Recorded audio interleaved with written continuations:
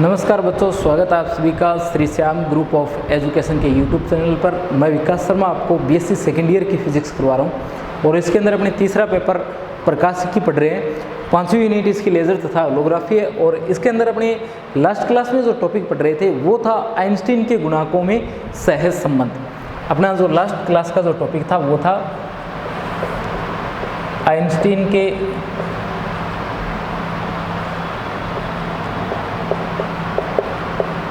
गुणांकों में सहज संबंध।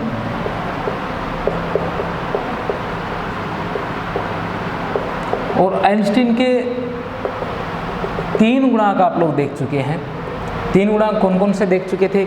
एक तो आपने देखा था BNM, उसके बाद में BMN, ANM, ये तीनों जो हम लोग देख चुके थे। एक के अंदर तो अपने अवशोषण हो रहा था, दूसरे में स्वतः उत्सर्जन हो रहा था और एक में उद्दीपित उत्सर्जन हो रहा था। वहाँ आपने क्या किए थे? 3 नियतांक लिए थे और इन तीनों नियतांकों में आपने क्या देखना था?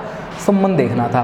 तो यू न्यू जो है, इस यू न्यू का फॉर्मूला आप लोगों ने जो लास्ट क्लास के अंदर निकाला था वो था ANM बटा BNM, ANM बटा BNM बटा e की power h nu upon KT और BMN बटा BNM, BMN बटा BNM माइनस का 1। ठीक है, अभी कोई समीकरण नंबर है नहीं सामने बोर्ड पर, इसलिए मैं इसे समीकरण नंबर 1 लगा रहा हूँ। आप लोग देख लेना अपने हिसाब से कौन सी समीकरण आ रही है।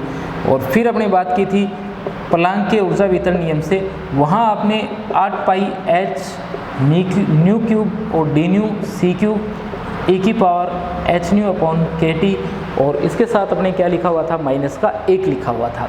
ठीक है, तो ये सूत्र जो है अपने व्युत्पन्न किया था ऊष्मागतिकी की 5वीं यूनिट में कि यू न्यू और डी न्यू जो है वो अपना बराबर आता है किसके?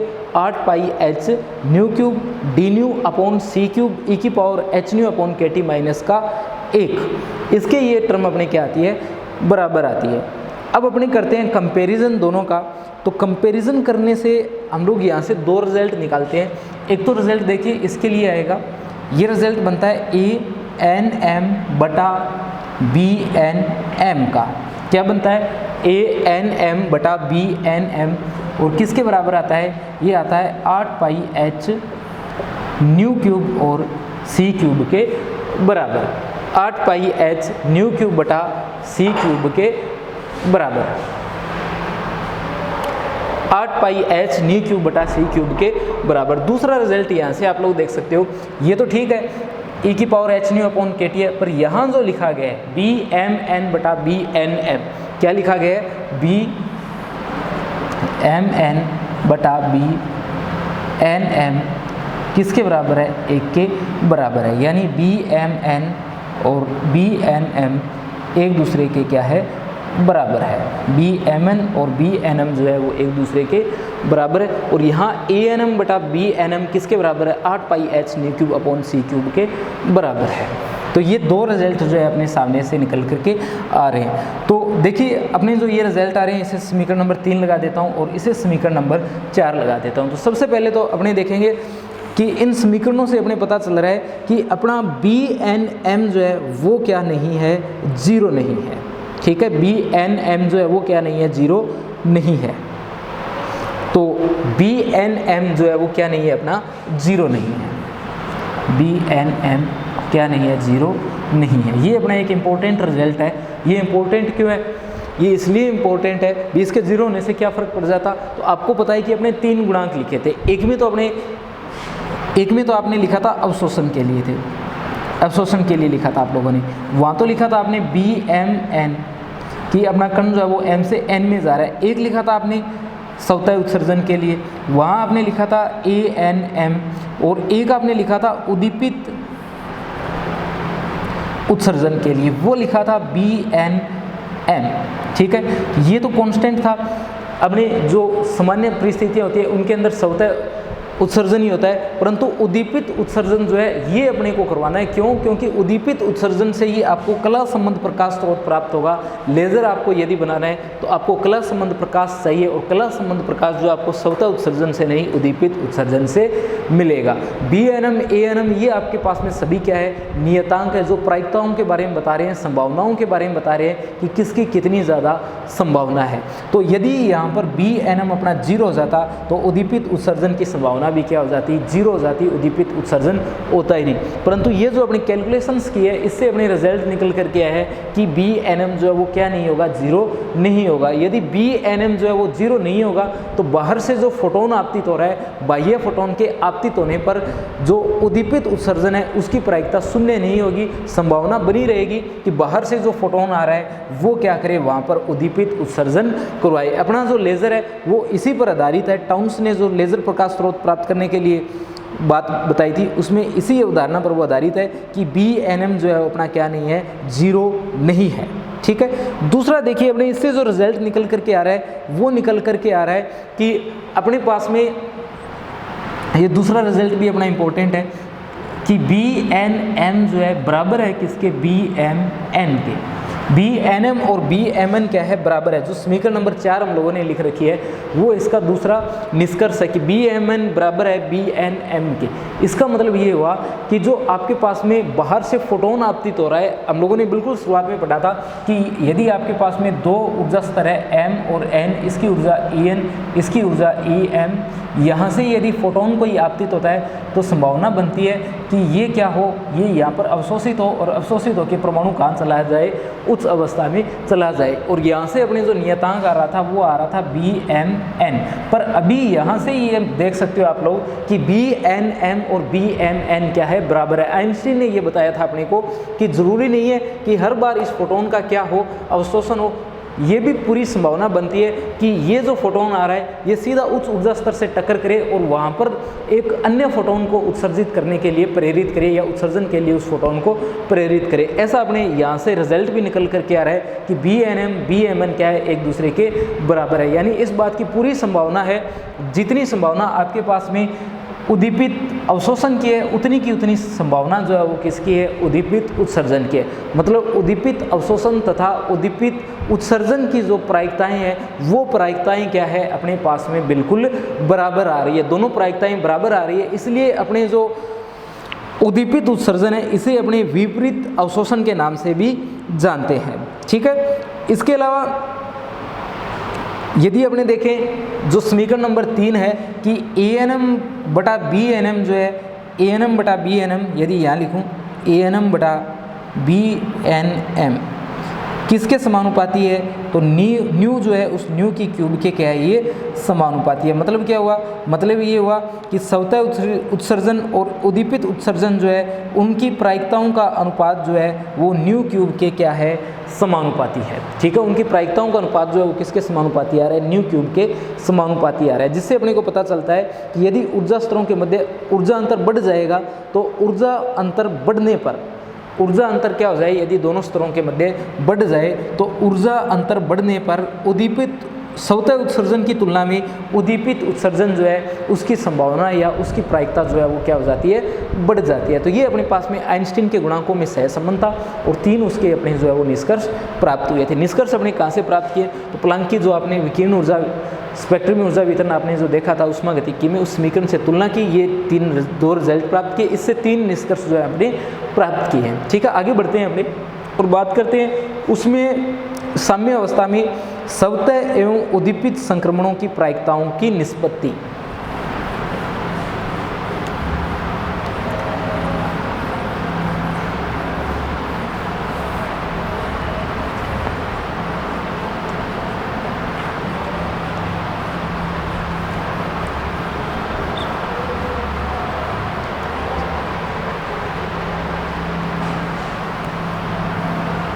नया टॉपिक है अपना, उसमें साम्य अवस्था में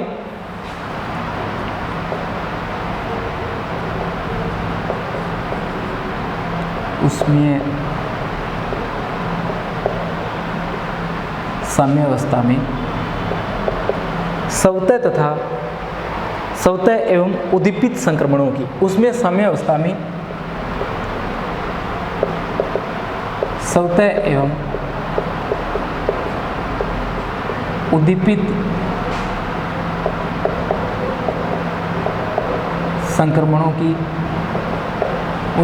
संक्रमणों की प्रायिकताओं की निष्पत्ति, संक्रमणों की प्रायिकताओं की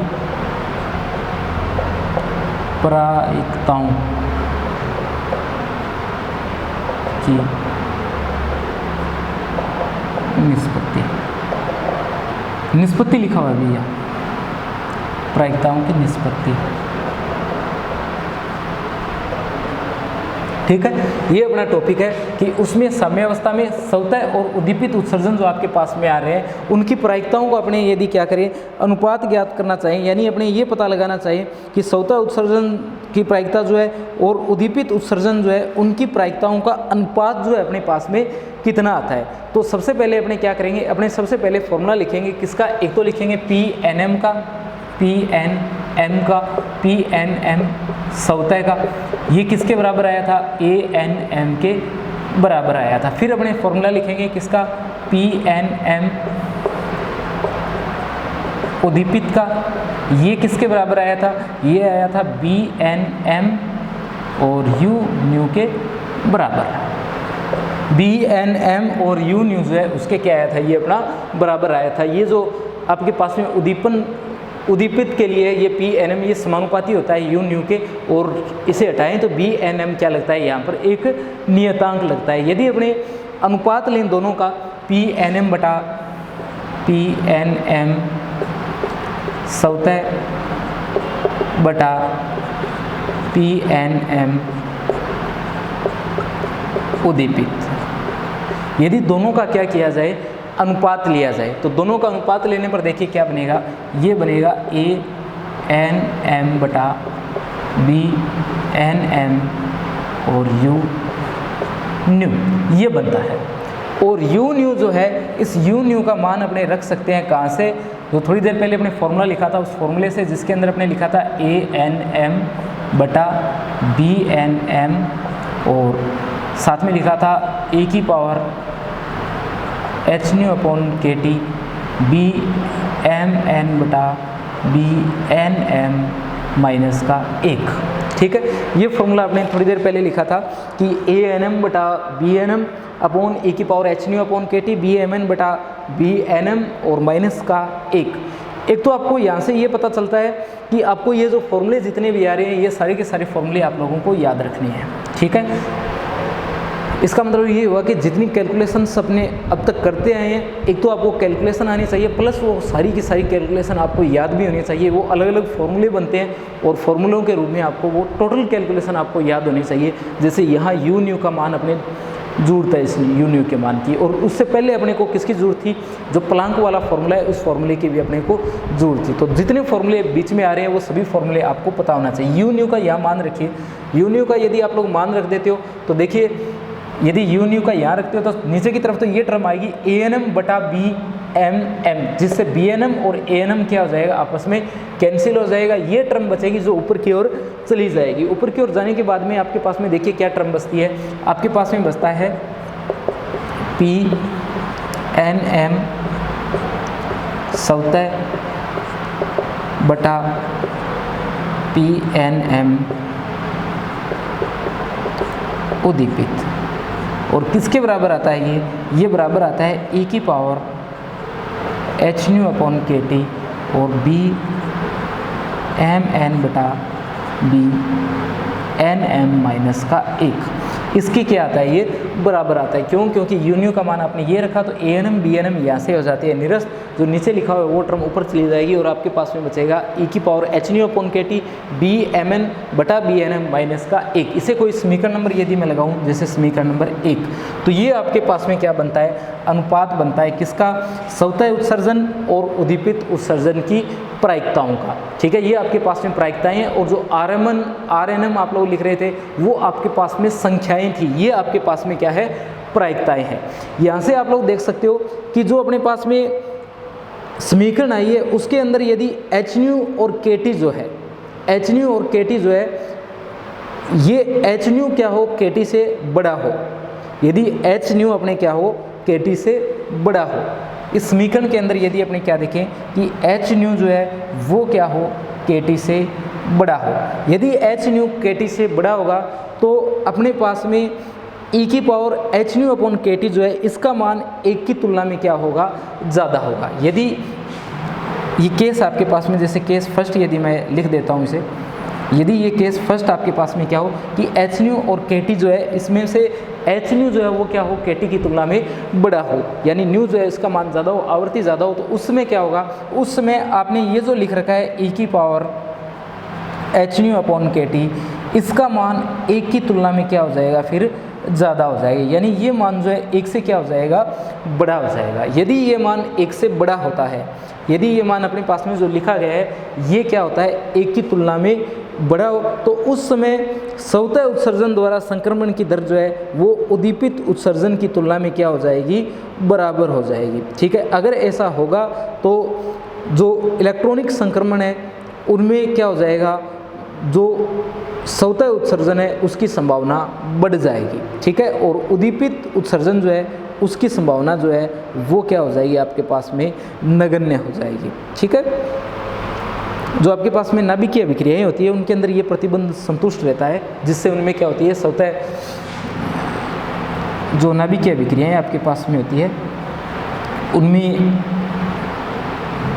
ये प्रतिबंध संतुष्ट रहता है, जिससे वहाँ पर लगातार क्या होता रहता है, स्वतः उत्सर्जन जो है वो होता रहता है। ठीक है, देखिए मैं फिर से बताता हूँ आपको, अपने लिख रखा है कि एच न्यू जो है वो क्या हो, के टी की तुलना में बड़ा हो। अगर ये बड़ा होगा तो ई की पावर एच न्यू अपॉन के टी जो है इसका मान भी क्या होगा, 1 की तुलना में बड़ा होगा। यदि इसका मान 1 की तुलना में बड़ा होगा तो यहाँ से आप लोग देख सकते हो ये टर्म जो है 1 की तुलना में यदि बड़ी होगी तो पी एन एम जो है कोई बड़ा मान, और गुणा में कौन आएगा, पी एन एम उद्दीपित आएगा। जैसे आप लोग मान करके चलो, जैसे यहाँ 5 या 4 लिखा होता, 4 या 5 है कोई संख्या लिखी होती, जैसे 5 लिखा होता, यदि 5 लिखा होता, एक में से घटाते 4 तो बचता ना, तो स्वतः उत्सर्जन जो है वो इसका कितना गुना ज़्यादा होता, 4 गुना ज़्यादा होता है। यहाँ 5 लिखा होता या मान लो 6 लिखा होता तो 6 लिखा होता, यहाँ पर 1 कम करते 5 तो बचता ना, 5 को मल्टीप्लाई करते तो ये 5 गुना ज़्यादा होता। यदि 100 लिखा होता तो 99 बचता, 99 गुना ज़्यादा। 1000 लिखा होता तो 999। इसका मतलब क्या हुआ, इसका मतलब ये हुआ कि यदि एच न्यू बड़ा होगा तो उस समय ये मान 1 की तुलना में बड़ा होगा, और 1 की तुलना में यदि बड़ा होगा तो उस समय जो आपके पास में पी एन एम जो स्वतः लिखा गया है, यानी जो स्वतः उत्सर्जन की प्रायिकता है, इस प्रायिकता का मान आपके पास में क्या होगा, ज़्यादा होगा। और उद्दीपित उत्सर्जन के द्वारा संक्रमण की जो प्रायिकता है उसका मान आपके पास में क्या होगा, बिल्कुल कम होगा। यानी वहाँ पर किस प्रकार के उत्सर्जन होंगे, वहाँ पर सिर्फ स्वतः उत्सर्जन होंगे। उद्दीपित उत्सर्जन जो है वो वहाँ पर क्या होगा, बिल्कुल नगण्य होंगे। जो इलेक्ट्रॉनिक संक्रमण आपके पास में होते हैं या जो नाभिकीय अभिक्रियाएं होती है वहाँ पर ये एच न्यू ग्रेटर देन के टी, ये जो रिलेशन हम लोगों ने लिख रखा है ये संतुष्ट होता है, और ये संतुष्ट होता है तो वहाँ पर क्या होता है, ई की पावर एच न्यू अपॉन के टी का मान 1 की तुलना में बड़ा होगा, जिससे नाभिकीय अभिक्रियाओं में पी एन एम स्वतः जो है उसकी प्रायिकता जो है उद्दीपित उत्सर्जन की तुलना में क्या होती है, ज़्यादा होती है, और वहाँ पर स्वतः उत्सर्जन जो है वो लगातार होता रहता है। ठीक है, ये अपने पास में इसका फर्स्ट केस था जिसके अंदर अपने क्या देखा था, एच न्यू ग्रेटर देन के टी। सेकेंड केस की अपने बात कर लेते हैं कि यदि अपने पास में ऐसा हो तो क्या होगा। सेकेंड केस देखिए कि यदि अपने पास में क्या हो, एच न्यू जो है वो छोटा हो, किसकी तुलना में, 1 की तुलना में।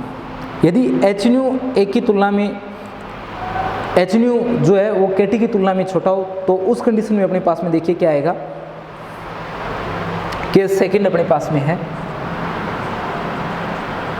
केस सेकंड के अंदर अपने ये मान करके चल रहे हैं कि अपना जो एच न्यू है ये क्या होगा, के टी की तुलना में यदि छोटा होगा। यदि ये के टी की तुलना में छोटा होगा तो ई की पावर एच न्यू अपॉन के टी जो है इसका आप लोग क्या करो, विस्तार करो। इसका आप लोग क्या करो, यदि विस्तार करो तो इसे यही तो लिखोगे 1 प्लस एच न्यू अपॉन के टी, लगभग किसके बराबर आएगा, ये 1 प्लस एच न्यू अपॉन के टी का आएगा। विस्तार इसका तभी हो सकता है जब एच न्यू छोटा हो, क्योंकि ई की पावर छोटी होती है तभी तो अपने इसका विस्तार करेंगे। तो एच न्यू लेस देन के टी, उसमें इसका क्या किया जाएगा, प्रसार किया जाएगा। इसे लिखेंगे 1 प्लस एच न्यू अपॉन के टी। और 1 + HNu/kT लिखेंगे इसे तो अपने 1 मान करके चल रहे हैं, तो 1 से 1 कैंसिल हो जाएगा और आपके पास में ये लगभग क्या बचेगा, ये बचेगा HNu/kT। ये कितना बचेगा, HNu/kT आपके पास में बचेगा। और इसके अंदर भी अपने क्या ले रहे हैं, नहीं इसके अंदर भी अपने क्या है, HNu जो है वो kT की तुलना में छोटा है। इसके अंदर भी अपने पास में क्या है, HNu जो है वो kT की तुलना में छोटा है। यदि HNu जो है वो kT की तुलना में छोटा होगा तो इसका मान जो है वो 1 की तुलना में क्या होगा, आपको कम प्राप्त होगा। इसका मान जो है वो 1 की तुलना में आपको क्या प्राप्त होगा, कम प्राप्त होगा। और यदि ये मान आपको 1 की तुलना में कम प्राप्त होता है तो इस समीकरण नंबर 1 जो आपके सामने लिखी गई है, इस समीकरण से आप लोग देख सकते हो कि PNM स्वतः जो लिखा गया है इसकी संभावना क्या होती है, PNM स्वतः जो है इसकी संभावना आपके पास में कम होती है। किसकी तुलना में, PNM उद्दीपित जो है इस PNM उद्दीपित की तुलना में। ठीक है, जो स्वतः वाली है इसकी प्रायिकता कम हो जाती है और उद्दीपित की प्रायिकता जो है वो अपने पास में बढ़ जाती है। यानी इस अवस्था के अंदर उद्दीपित उत्सर्जन जो है उनकी प्रधानता हो जाती है। इसे अपने क्या किया जा सकता है, विशेष कंडीशंस के द्वारा अपने इसे प्राप्त कर सकते हैं। ठीक है, ये जो अपने पास में कंडीशंस है इसे अपने विशेष अवस्थाओं के द्वारा प्राप्त कर सकते हैं। ये कंडीशन अपने कहाँ पाई जाती है, ये कंडीशन पाई जाती है सूक्ष्म तरंगों में। ये कंडीशन अपने कहाँ मिलती है, जो सूक्ष्म तरंगें होती है उनके अंदर अपने पास में ये कंडीशन जो है वो मिलती है। तो इसके अंदर अपने इसे आगे सोल्व करते हैं थोड़ा।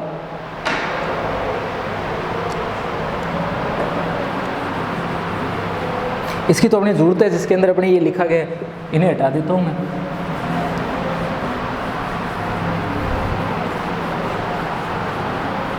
तो हम लोग देखिए बात कर रहे हैं कि यदि अपने HNu जो है वो क्या हो, kT की तुलना में छोटा हो। यदि ये kT की तुलना में छोटा हुआ तो PNM स्वतः जो है ये कम होगा और PNM उद्दीपित जो है इसका मान क्या होगा, ज़्यादा होगा। और ये कंडीशन जो अपने पाई जाती है ये कहाँ पाई जाती है, ये पाई जाती है सूक्ष्म तरंग क्षेत्र में। अपने पास में जो अमोनियम लेज़र होता है, फर्स्ट केस यदि अपने इसका देखें तो अपने पास में जो अमोनियम मेसर होता है, अपने पास में जो क्या होता है, अमोनियम मेसर्स होता है, वो अमोनियम मेसर इसी सिद्धांत पर क्या है, आधारित है।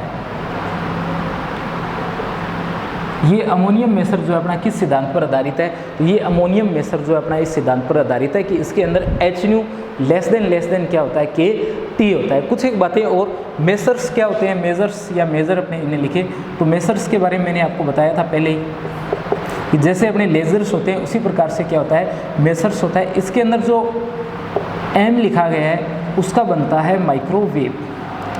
जो अपने पास में M लिखा गया है उस M का क्या बनता है, उस M का बनता है माइक्रोवेव यानी सूक्ष्म तरंगे।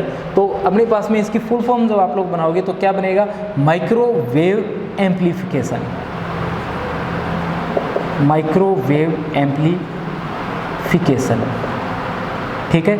जैसे अपने लाइट एम्प्लीफिकेशन पढ़ रहे थे उसी प्रकार अपने ये किसका एम्प्लीफिकेशन है, ये माइक्रोवेव्स का एम्प्लीफिकेशन है या सूक्ष्म तरंगों का क्या है, ये प्रवर्धन है। यानी ये जो आपने दो वर्ड लिखे इनका क्या मतलब है, इनका मतलब है सूक्ष्म तरंगों का प्रवर्धन। सूक्ष्म तरंगों का प्रवर्धन किसके द्वारा, तो ये फिर से वही बात, स्टिमुलेटेड एमिशंस ऑफ रेडिएशन, विकिरणों के उद्दीपित उत्सर्जन के द्वारा सूक्ष्म तरंगों का प्रवर्धन। ये अपने पास में क्या होता है, अमोनियम, ये जो मेजर्स होते हैं इन मेजर्स का पूरा नाम होता है। ठीक है, बचा हुआ नाम तो आप लोग इसका लिखे लोगे। अमोनिया जो अमोनियम लेजर्स जो है इसके अंदर अपने पास में क्या होता है, अमोनिया होती है और अमोनिया का सूत्र आप लोग जानते हो, अमोनिया का सूत्र लिखते हैं NH3। इसके अंदर 3 हाइड्रोजन जो है उनके आधार के सापेक्ष नाइट्रोजन जो होता है उसमें वो नाइट्रोजन जो है वो कहाँ रह सकता है, 2 ऊर्जा स्तरों में रह सकता है। जिन ऊर्जा स्तरों के बीच में जो ऊर्जा अंतराल है वो कितना होता है, वो होता है 24,000 मेगाहर्ट्ज का। ठीक है, देखिए अपने पास में आवृत्ति की बात कर रहे हैं तो अपने जो अमोनिया अणु है, अमोनिया अणु मतलब क्या है, आपके पास में NH3 है। ये अमोनिया अणु जो है वो 3 हाइड्रोजन के आधार पर पाया जाता है। 3 हाइड्रोजन होते हैं, उन 3 हाइड्रोजन के आधार पर क्या होता है, अपने पास में नाइट्रोजन जो है उस नाइट्रोजन का परमाणु होता है। और ये जो नाइट्रोजन परमाणु है ये दो भिन्न ऊर्जा स्तरों में रह सकता है और इनके बीच जो ऊर्जा अंतर है वो क्या होता है, बिल्कुल कम होता है। और इस ऊर्जा अंतराल के संगत जो आवर्ती होती है, इस ऊर्जा अंतराल के संगत जो आवर्ती है, इस ऊर्जा अंतराल के संगत आवर्ती, उस संगत आवर्ती का मान कितना होता है, तो वो होता है 24,000 मेगा हर्ट्ज। और ये जो क्षेत्र है ये कौन से क्षेत्र के अंदर आता है, ये क्षेत्र आता है सूक्ष्म तरंग क्षेत्र के अंदर। ये जो आपने लिख रखा है 24,000 मेगा हर्ट्ज, ये सूक्ष्म तरंग क्षेत्र में मिलता है। और साम्य अवस्था में क्या होता है, साम्य अवस्था में अपने ये जो अमोनियम अणु है इनको विद्युत क्षेत्र के द्वारा क्या करते हैं, विद्युत क्षेत्र के द्वारा अपने इन्हें पृथक किया जाता है। इन अमोनियम अणुओं को क्या किया जाता है, साम्य अवस्था में विद्युत क्षेत्र के द्वारा पृथक किया जाता है। विद्युत क्षेत्र द्वारा पृथक करने के बाद में अपने पास में जो अनुनाद गुहिकाएँ होती है, उन अनुनाद गुहिका के अंदर अपने क्या किया जाता है, इन्हें उत्तेजित किया जाता है। और अनुनाद गुहिकाओं में उत्तेजित कब तक किया जाता है, इन्हें उत्तेजित किया जाता है इनकी क्रांतिक आवर्ती पर। ठीक है, क्रांतिक आवर्ती पर जब अपने इसे क्या कर देते हैं, उत्तेजित कर देते हैं, तो इनमें क्या हो जाता है, उद्दीपित उत्सर्जन प्रारंभ हो जाता है, जिससे अणु उच्च ऊर्जा स्तर से निम्न ऊर्जा स्तर में पहुंचने प्रारंभ हो जाते हैं। और कला संबंध सूक्ष्म तरंगें जो है वो अपने यहाँ से क्या होती है, प्राप्त होती है। ठीक है, इससे अपने पास में जो सूक्ष्म तरंगें प्राप्त होती है वो किस प्रकार की प्राप्त होती है, तो वो कला संबंध सूक्ष्म तरंगें अपने यहाँ पर प्राप्त होती है। ठीक है, इसकी कैलकुलेशंस के बाद में ये कुछ एक लाइनें हैं जिसके अंदर एक तो मेसर्स क्या होते हैं, इसके बारे में आपको बताना है, मेजर क्या होते हैं। तो मेसर्स के अंदर आप लोग लिखोगे एम का मतलब माइक्रोवेव, ए का मतलब एम्पलीफिकेशन, एस और ई आर इसका मतलब स्टिमुलेटेड इमिशंस ऑफ रेडिएशन, यानी विकिरण जो है उनके उद्दीपित उत्सर्जन के द्वारा सूक्ष्म तरंगों का प्रवर्धन। और फिर यहाँ आप लोगों को बता देना है कि अमोनिया जो होती है इसके अंदर NH3 अणु जो है उसके अंदर क्या होता है कि नाइट्रोजन जो आपके पास में है वो नाइट्रोजन परमाणु हाइड्रोजन के 3 आधारों पर पाया जाता है, जो दो ऊर्जा स्तरों में रह सकता है। और ये जो 2 ऊर्जा स्तर है इनके मध्य जो ऊर्जा होती है वो बिल्कुल कम होती है। और उस ऊर्जा के संगत यदि अपने आवर्ती देखें तो वो आवर्ती कितनी होती है, तो वो आवर्ती होती है 24,000 मेगा हर्ट्ज। कितनी होती है, 24,000 मेगा हर्ट्ज होती है। और 24,000 मेगा हर्ट्ज आवर्ती होती है। इन दोनों ऊर्जा स्तरों के अंदर नाइट्रोजन का परमाणु रह सकता है और इसे विद्युत क्षेत्र के द्वारा अपने क्या किया जाता है, पृथक किया जाता है। जब अपने इसे क्या किया जाता है, अनुनाद गुहिका के अंदर प्रवेश करवाते हैं तो वहाँ पर इसे क्या किया जाता है, उत्तेजित किया जाता है। किस आवृत्ति पर किया जाता है, तो इसे जो इसकी क्रांतिक आवर्ती है उस पर क्या किया जाता है, उत्तेजित किया जाता है, जिससे क्या होता है, आपको कला संबंध प्रकाश जो है इससे प्राप्त हो जाता है। ठीक है, तो ये कुछ एक बातें थी इसके बारे में। अगला जो पॉइंट इसके अंदर आता है वो आता है मित स्थायी स्तर, कि मित स्थायी स्तर जो होता है वो कौन से होते हैं।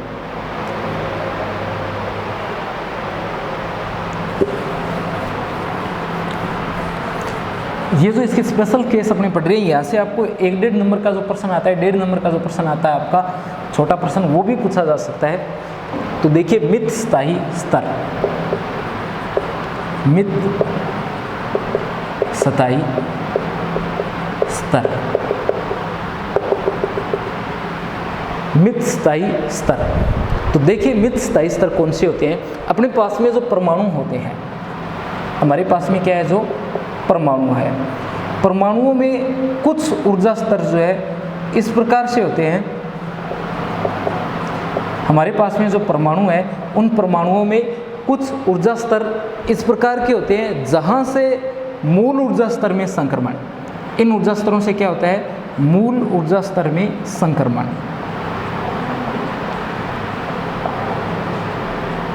जो आपके वर्ण नियम है, वर्ण नियम जिन्हें सिलेक्शंस रूल बोलते हैं, उन वर्ण नियमों के अकॉर्डिंग अणु में यानी अलाउ नहीं होते हैं।